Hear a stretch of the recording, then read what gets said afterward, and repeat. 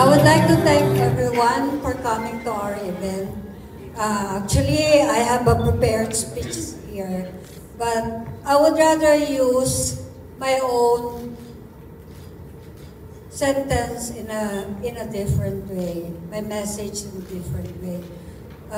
I just want to thank you all because when we started the Mrs. Face of Tourism pageant last year, it was a very difficult and challenging moment because a lot of my friends knows that it was the time that my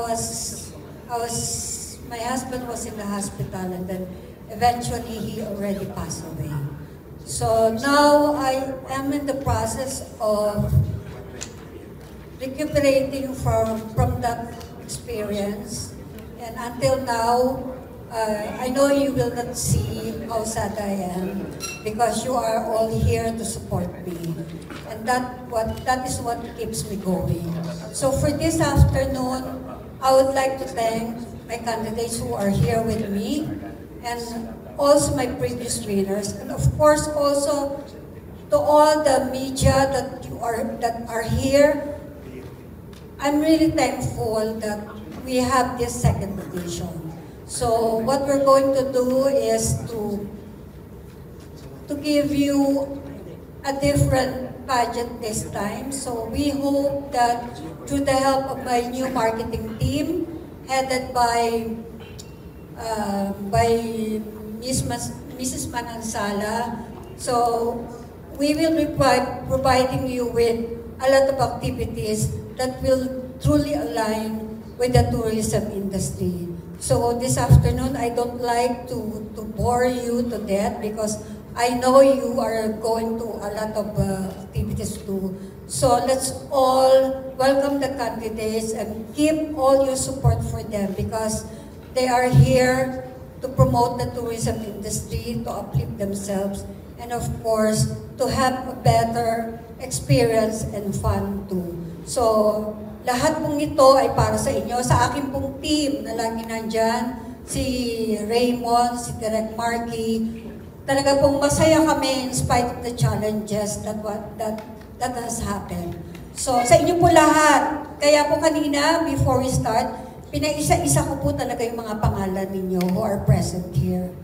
Maraming salamat po sa pagpunta ninyo, and this is indeed a very memorable moment for me because you are all here. Alam kong marami pa kayong schedule, but you really took the time to be with us. So, congratulations to all of us. May all the candidates and all the people involved in the Mrs. Face of Tourism will have a fun moment, and God bless us all. Thank you so much.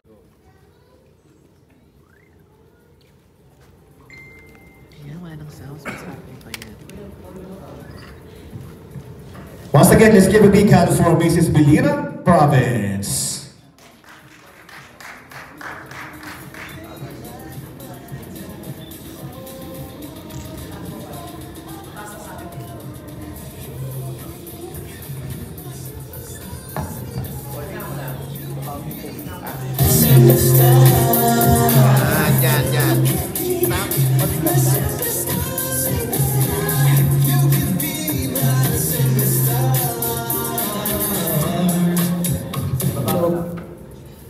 Hello, good afternoon to everyone.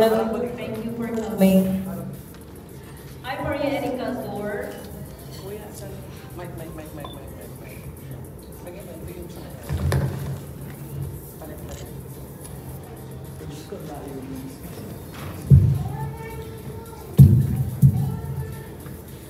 Thank you. My name is Maria Erika Azor. I'm 40 years old and I'm representing Biliran Province. My province is one of the smallest province in the Philippines, and it is located in Eastern Visayas. And it was been a lone district since May 11, 1992. And I'm proud to represent in behalf of my constituents, Biliran Province. Thank you. Once again, Biliran Province.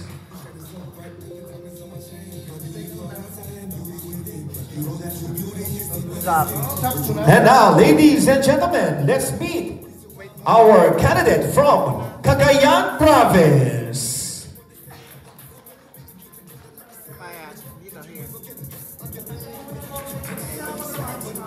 Dapat bago tinawag.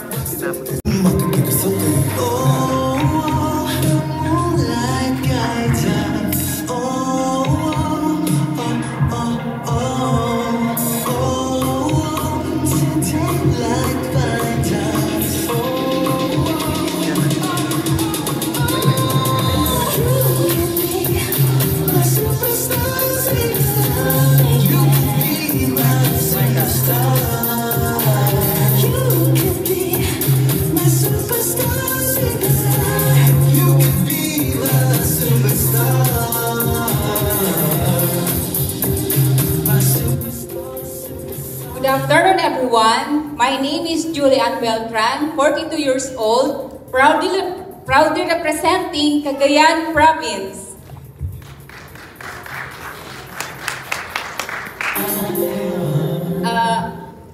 As you can see, Cagayan Province is well known as the hottest part of the Philippines. Thank you. That's it for now.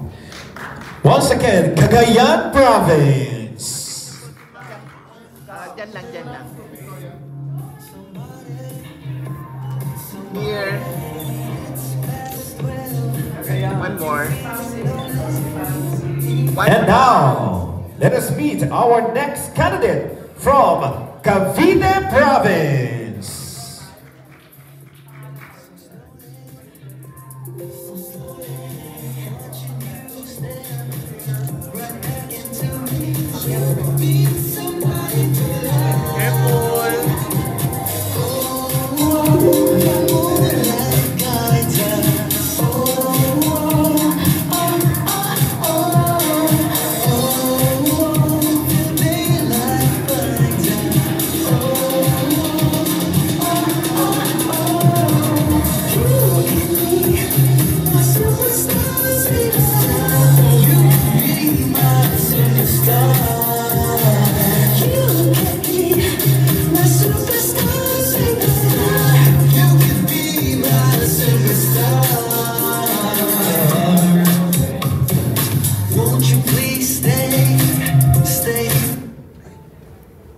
Mabuhay!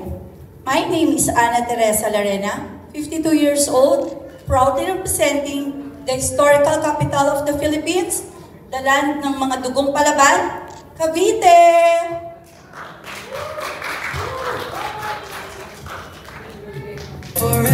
Once again, Cavite Province.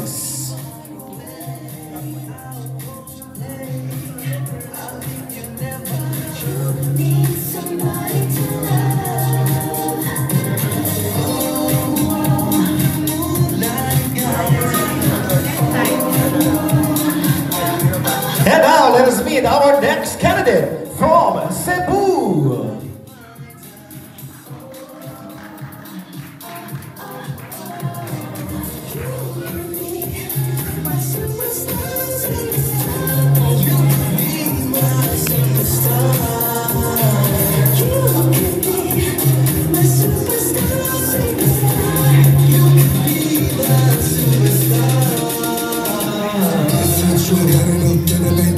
You really think you wanna earn race back? Take your first class flight, sip the champagne. You shine so bright like the diamonds on my chain. Your beauty from outside and beauty within. You know that your beauty is deeper than skin.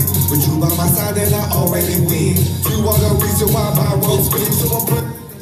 Mayong hapon kaninyong tanan. My name is Lynn Tampus. I am a medical representative and I'm a gym enthusiast. And I proudly represent the island of Cebu, the home of Sinulog and the Pasigarbo sa Cebu. Once again, our candidate from Cebu.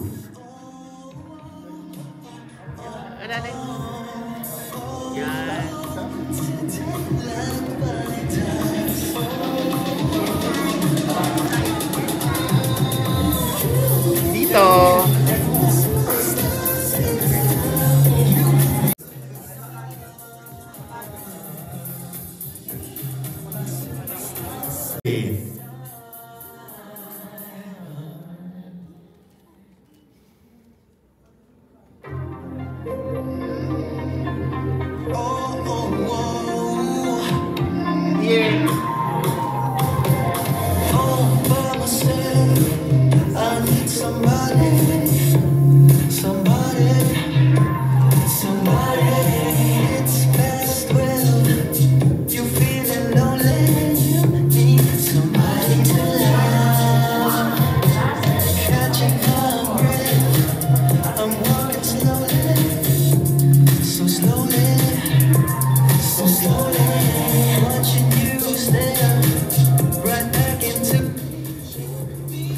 Good afternoon, everyone.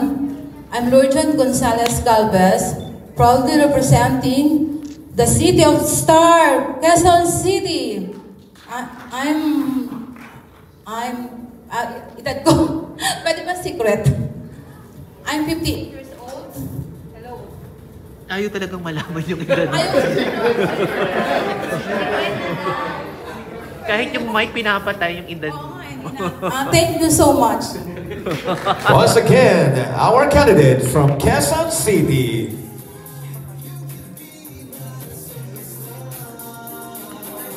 Yan lang. Here. Yan, ganda ng light dyan ngayon. Isa pa dito, darling. And now, let us meet our candidate.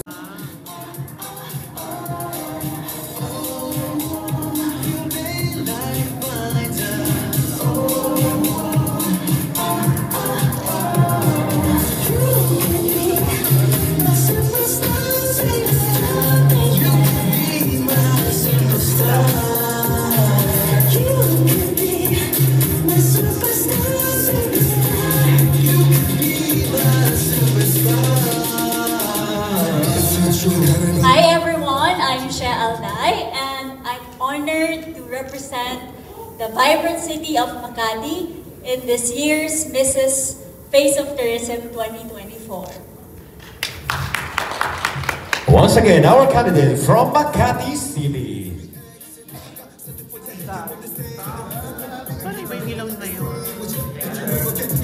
And now, let us meet Quezon Province.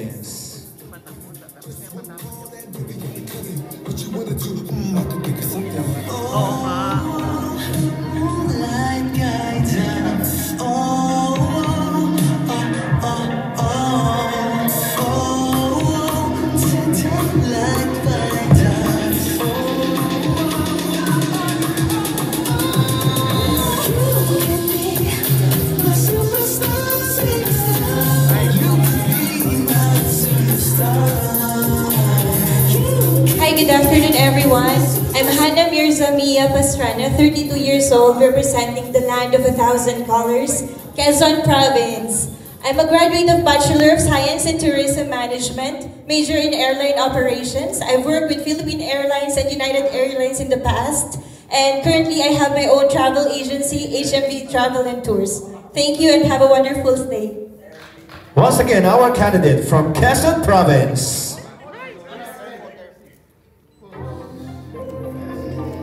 Here. One more. Over here. Wait, isa pa. Ladies and gentlemen, please welcome back the serene and beautiful Biliran Province, renowned for its natural wonders and rich cultural heritage. Please welcome Maria Ineca Azur, Biliran Province.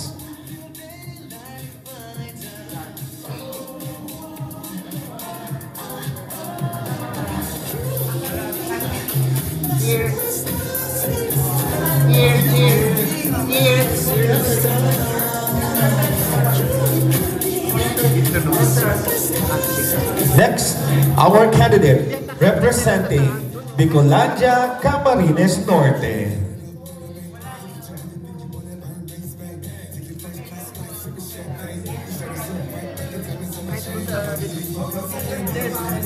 Next candidate representing Cagayan Province.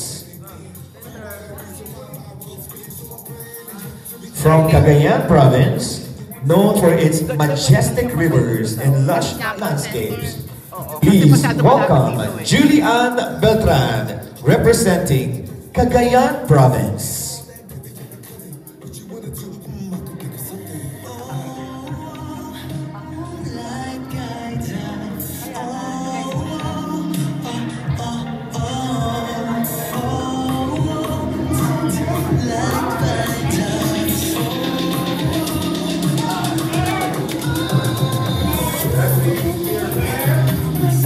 Kuya, dyan lang.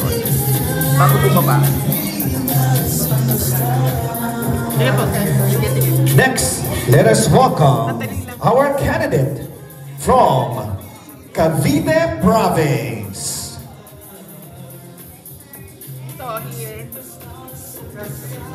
Welcome Ana Teresa Larena, representing Cavite Province.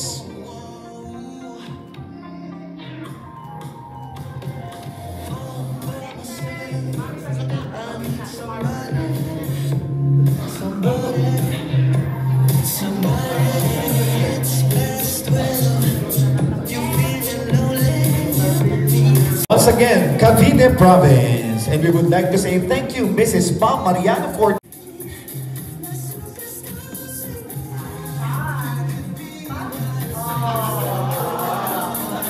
and to continue, ladies and gentlemen, please welcome on stage our candidate from Cebu.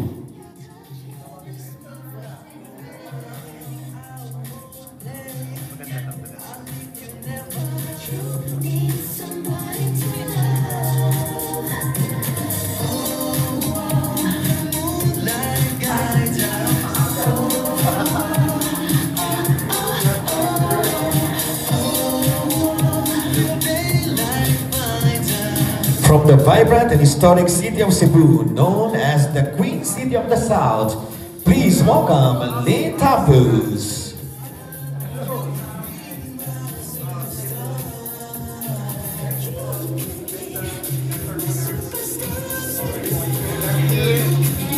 This side. And now we would like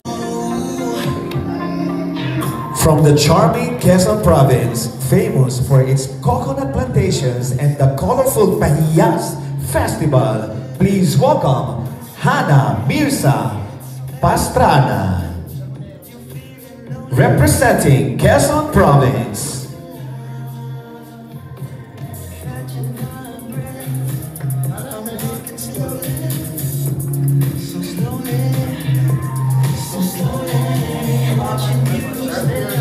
Here.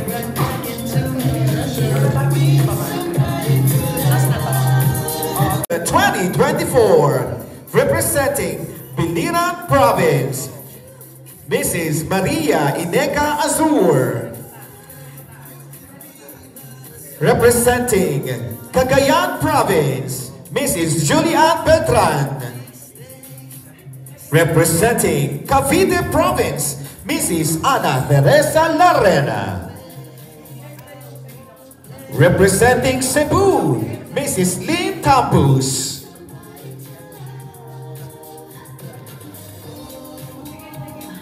Representing Quezon City, Mrs. Lourdes Jean Gonzalez Galvez.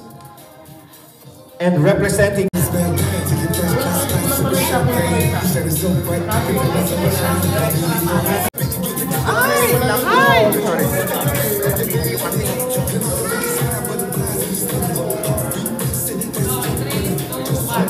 all right, how about another big hand? Hello, okay. Mayong hapon ninyong tanan. So that's the dialogue in Cebuano. And what I can actually contribute to this organization is I empower or I embody the vision and mission of this organization. As a medical representative, I travel for work. So I would be able to visit different places. I could also be able to experience each and every cultural and heritage of each of the places. And as a mother, I promote family tourism. Family tourism in which the families can travel. And when traveling, it just doesn't travel for pleasure, but it actually is a sign of strong bonds within their family, in which you can be able to connect with each other, with each and every one of our family, because we all know everybody's so busy as of the moment. And since I'm into fitness, I'm a fitness enthusiast, I would promote wellness tourism. Well, wellness tourism is that I would help and encourage each and every one to be mindful of their health, which is very important. And also, it's also one way to relieve the stress So these are what I can contribute to this organization. Thank you. Mrs. Quezon Province. My question is, in your opinion, what is the best advocacy for married women and single mothers in the world of pageantry? Thank you for that question. I think the best that we can contribute is, being a mother and a single mother, we are very busy in building family and in leading our children. And if we lead them properly and they are seeing their mother fulfilling her dreams, like me being a beauty queen, that would make them be inspired living. And I think the best that we could imply to our children is to see their parents happy. And when they grew up, that would matter to them too. Being happy and doing what they like best. Like joining some pageants, even after getting married, after bearing children and raising their children. That's all. Thank you.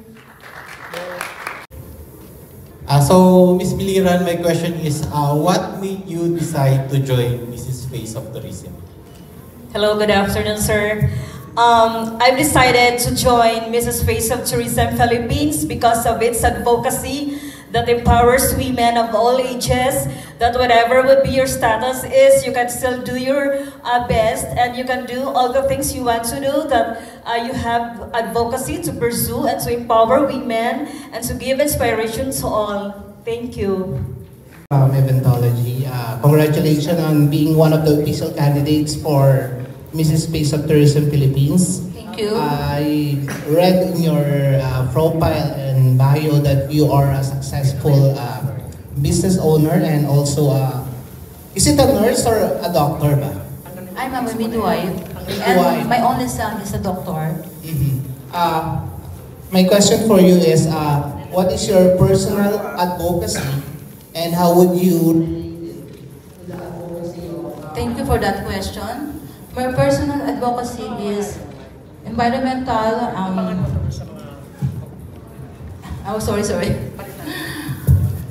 my personal advocacy is environmental conservation, which complement the Mrs. Face of Tourism mission to promote responsible and sustainable organizational tourism practice. Thank you. Hi, ma'am. So, curious lang po kami, how would you balance your responsibilities as a candidate of Mrs. Face of Tourism Philippines and your responsibilities with your family? Magandang hapon sa inyong lahat. Ako po ay isang magulang at saka isang may-ari ng isang maliit na negosyo. And at the same time, ngayon, isa lang beauty queen. Well, dedikasyon lang po ang kinakailangan para mabalance natin ang ating oras sa lahat ng ating mga obligasyon. Yun lang po. Thank you. This Quezon City is, would you rather find a true love or win the crown? Di ba budget question naman yan? Akala ko ba hindi budget question? Budget yan. Pwedeng vote. Budget question. Pwedeng vote. True love or my crown? True love or crown? For today lang. Yes, iba bukas. For the day crown. I choose the crown. Yes! For tomorrow. Tomorrow. Love. The other day. The other day, of course, love. Yeah! Hindi bilang isang sa most cities and municipality sa Congress, nag-landslide po ang Quezon City. Ngayon ang aking tanong ay, ano po ba ang contribution ng isang Mrs. Face of Tourism sa inyong bayan sa Quezon City? Ma'am, pwedeng paulit medyo... Contribution niyo po, Mrs. Face of Tourism, Quezon City? Okay. I offer dedication, passion, and commitment for positive change. Thank you. This phase of Tourism Philippines. Diba? Yun ang pang pageant. Sa tingin ko, ako po ay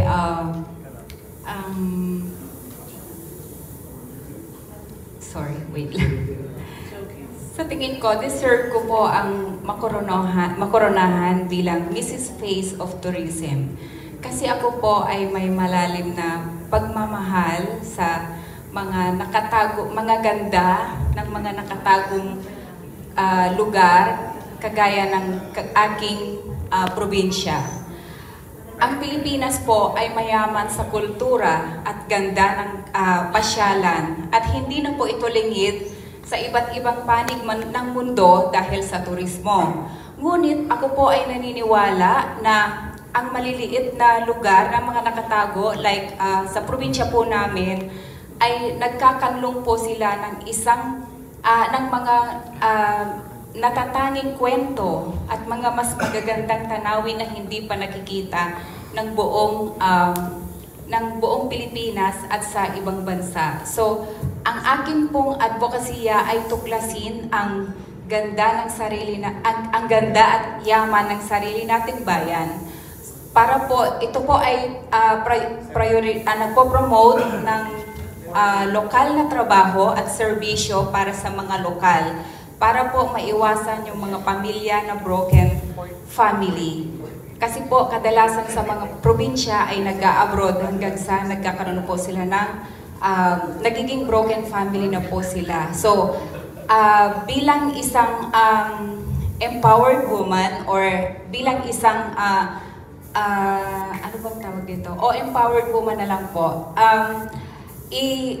Ako po ay gagamitin ko po ang aking impluwensya para turuan ang mga like katutubo para gamitin kung ano ang kanilang meron sa kapaligiran para po makapaglikha ng maliit na negosyo para po sa mamit po nila ang pangangailangan ng mga turista. At turuan po yung mga mamamayan na mag-practice para i-guide ang mga turista nang sa ganun po ay magkaroon sila ng alternatibong pinagkakakitaan. Kasi po sa amin, ang pinagkakakitaan lang po ay mangingisda at magsasaka. Then minsan po pag nagkaroon ng hindi magandang panahon, nasisira po yung kanilang kabuhayan. So, mas maganda pong ilunsad na matuklasan ang ganda ng aming bayan nang sa ganun po ay magkaroon sila ng alternatibong pinagkakakitaan. Thank you. Wala din. Hello. Go. Miss Cavite, Mrs. Cavite. Who is Mrs. Cavite as a mom, as a friend, as a co-worker? What do you aim in joining the Mrs. Face of Tourism? Okay, again, once again, good afternoon, everyone. Okay, Mrs. Cavite as a mom, I'm a solo parent, ma'am. Ayan, actually, nandiyan mga anak ko to support me, and I'm happy and at the same time, thankful and blessed kasi I have a family, even though I'm a solo parent. And Mrs. Cavite, as a co-worker, I've been working in a private company for 16 years. An international beverage company. Hindi naman siguro ako tatagal doon sa work ko kung hindi naman maganda yung records ko. At the same time, yung contribution ko para tumagal ako doon sa pinagtatrabahuan ko. As a friend, marami akong friends. Actually, maraming followers. So, hindi ako mahirap maging kaibigan dahil easy to work with po ako. At the same time, I'm very, very friendly. So, hindi naman ako ganun kamahiyain. Since I do have a lot of exposures na rin po. Kaya, easy to deal with din naman po ako. At the same time, approachable din naman po ako. So, even though kahit hindi ko kakilala, nakasakay ko lang sa aeroplano, I tried na i-approach, mga ganun. So, a little sort of parang conversation para magkaroon na rin po ng to have an acquaintance and meet new friends at the same time. Thank you. I'm sorry. Okay. My aim, why I joined this contest is simply because I also wanted to boost my self-confidence and self-esteem. Secondly, I also wanted to promote my hometown, the Cavite as a province, because we also have a lot of attractions, and you know, in cultural, historical place din naman po ang Cavite, especially nung first Philippine flag natin, doon natin yung winagayway sa Kawit, Cavite. And what else? I also want to take this as an opportunity, I think, to pursue my advocacies. First, for a greener peace Philippines. So I wanted to have a reduce, reuse, and recycle to lessen the poison and yung mga trash natin na tinatapon natin sa ating mga tourist attractions. At the same time, I'm also a frequent traveler, not only international but also local. So kahit ako po, nagkukusa ako na pulutin yung mga plastic bottles or empty bottles na nakita ko sa ilog and sa mga beaches, kasi parang, di ba, it helps na malesen and makatulong na rin sa, sa maiwasan at maingatan natin yung mga kalikasan at mga attractions natin, mga beaches, like that. I also joined coastal cleanups and other activities of the company to promote and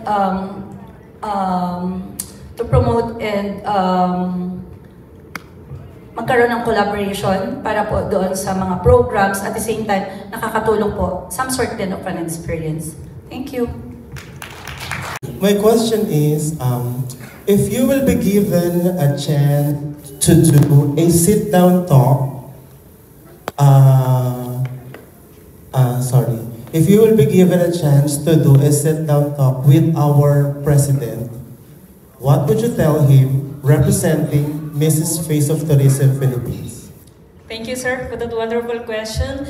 If I would be given a chance to talk with our president, I would be able to speak about mental health awareness, because I'd like to raise this awareness to all people, not just also women, to everybody of us, because I believe that if we have the right and concise, so we are healthy in our mind and in our spirit, and we can do all the things that we want to do, because it is basic as far as I understood, that if we are healthy and we have a stable mind and we are protecting our mental health, and it will be possible to all of us. Thank you. Lalo, paano niyo po ipopromote ang Women's Against Violence? I do impress ideas and advocate for community causes and use my platform to promote organizational values about violence. Tama ba? Violence? Natawa talaga si Ma'am. Hindi ko na. Thank you. May timer na ako. Sagutin niyo lamang yan sa 45 seconds, and when you hear this sound, Okay, if you want to visit our beautiful island, Biliran Province, I would take you to our beautiful beaches with white powdery sand. I'm sure you're gonna have to enjoy our pristine water, and of course we can go all the water activities and stay cool and chill. Thank you. Yeah. So sa dagat, kay Miss Biliran. Miss Cagayan. Birika naman yun, Mi. Kung meron po akong isang ipapakitang lugar na maganda sa amin, dadalhin ko po sila sa Malagababi Falls. Ito pong falls na ito ay napakaganda. Wala pong bahid ng kahit anong construction. So, sigurado po ako na ma-enjoy ito ng mga taga-city, since yung mga nakikita dito sa city ay puro man-made na. So, masarap po na dalhin sila doon sa lugar na iyon para po makita nila na ma-realize po nila na mas maganda pa rin po yung fresh, yung free from any pollution, at para po mas ma-encourage po sila na kahit na magtanim kahit sa maliit nilang bakuran, nang sa ganun po ay maiwasan ang mainit na panahon. Makakatulong po yun para maiwasan ang mainit na panahon para po mas mapresko sa ating mga bata. Thank you. Saan po ba matatagpuan yung falls na yun? Where is it located? Sa Pamplona, Cagayan po. Thank you. Thank you. Next one. Okay, sa akin pong palagay, ang ipopromote ko po na puntahan at pasyalan ng mga turista ay ang Tagaytay City. Why? Because ang dami pong magagandang tanawin doon. Number 1 na po, ang Taal Volcano. Even though ang Taal Volcano po ay considered under Batangas City, pero makikita mo overlooking ang ganda mismo ng bunganga ng Taal. And at the same time, hindi po natin pwedeng ipagkaila. Nandun po sa Tagaytay City ang magandang klima, fresh air, magagandang tanong, masasarap na pagkain, marami pong bagong bukas na restaurant. Recommended po yung mga restaurants and mga coffee shops ng Tagaytay. Masarap din po ang mga kape, ang mga pasalubong, so marami po kayong mabibili. Hindi po ako mapapahiya sa inyo. So come and visit Tagaytay City. Hello, good afternoon. Your question if kung saan po kayo dadalhin in Cebu? Only one. Only one. Well, there's a lot of beautiful places in Cebu. We have the north, we have the south. But one thing I'd bring someone from Manila to Cebu is I want you to experience the cultural traditions of Cebu. So, dun kita dadalhin sa Cebu City itself, where you can view the 360 view of Cebu, and that is Tops. And in Tops, you'll be able to experience as well wonderful restaurants that's already available. So from there, punta din kayo sa museum where you would know what Cebu is all about. Because I'm pretty sure once you know about Cebu, you'll definitely be keep on coming back to Cebu the way I love my own Cebu as well. Thank you. Ma'am Shi, pasapos na naman po. Once again, good afternoon. Quezon City, the best place in Quezon City, I will bring you in Quezon City Circle. Because maraming tiyangge sa mga gusto mag-shopping doon, mura. Maraming halaman magaganda na naibebenta. At pwede mag-jogging, mag-exercise. At pag Christmas, ngayong Christmas, maganda ang tanawin, maraming ilaw si Mayor Joy Belmonte. At higit sa lahat, madilim doon para sa mga magde-date. Maraming nagde-date doon sa tabi-tabi. Libre. Ano ma'am Shi, maganda yung magde-date. Kaya pupunta na kayo sa Quezon City Circle. Thank you. I would like you to join me in going to Lukban, Quezon. Why? Because it is enriched with heritage and culture, where, most specifically po in our Kamay ni Jesus, you will experience spiritual healing. When? On Pahiyas Festival, of course. And what's up there? Meron tayo daw masarap na pansit lukban, and of course, our mouth-watering longganisang lukban. Kaya, parini na sa Quezon. Quezon Province again. This pageant built my character even in the past because I graduated in College of as Bachelor of Science, College of Tourism, major in airline operations, and then I worked with various airlines such as United Airlines and Philippine Airlines. And traveling had been my passion ever since. I can go solo travel. I'm into mountaineering and free diving. So this pageant will just highlight what I already have. Those are my characteristics. Thank you.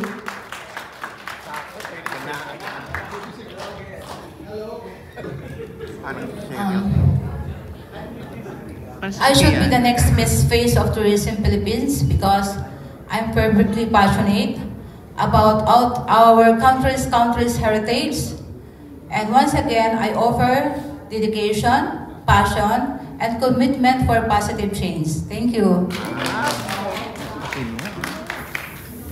I should win the Mrs. Face of Tourism Philippines 2024. That is because I embody the vision and mission of this organization with a heart. and in which I would be able to help promoting tourism to each and every one, especially to our tourists. And that is one thing that can help our economy to raise as well. And of course, to be able to help our environment in one way or another. Thank you. For me, I will win this Mrs. Face of Tourism crown because for me, I believe I do have the characteristics that a Mrs. Face of Tourism have. And also, alam ko, lahat po kami mga kandidata dito ay narito ngayon. Magaganda yung mga kasama ko, mga sexy. Pero para po sa aking palagay, I have the strong determination na wala po yun sa age, sa race, sa skin, sa color, kung saan man kayo nagaling. Kasi parehas naman po lahat kami napili at nandito ngayon sa inyong harapan. Kasi lahat kami magaganda at magagaling. Sexy man o hindi sa inyong paningin, kahit ako po, sinasabi ko sa sarili ko, hindi ako sexy. Pero sa panahon po ngayon, chubby is the new sexy. Thank you. Love it!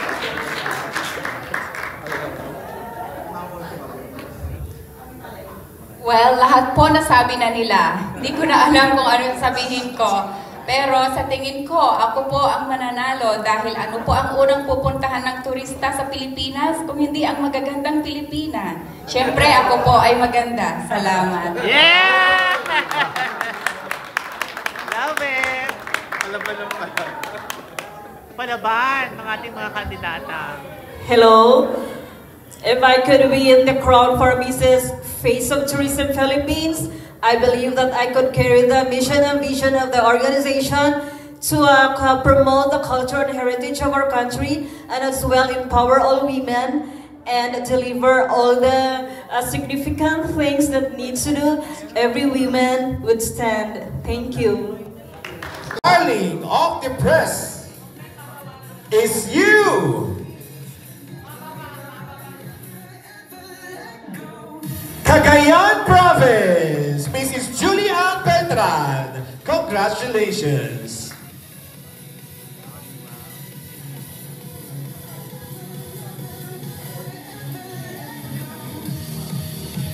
Again, congratulations, Miss Cagayan Province. And ladies and gentlemen, we look forward to seeing you all at the upcoming events leading up to our grand coronation happening here at Hotel Lucky Chinatown on September 28, 20. Our initial candidates for Mrs. Face of Tourism 2024.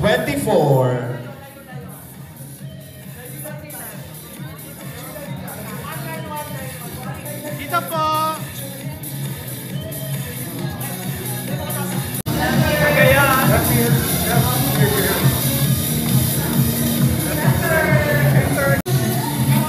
All right, media partners, please on stage.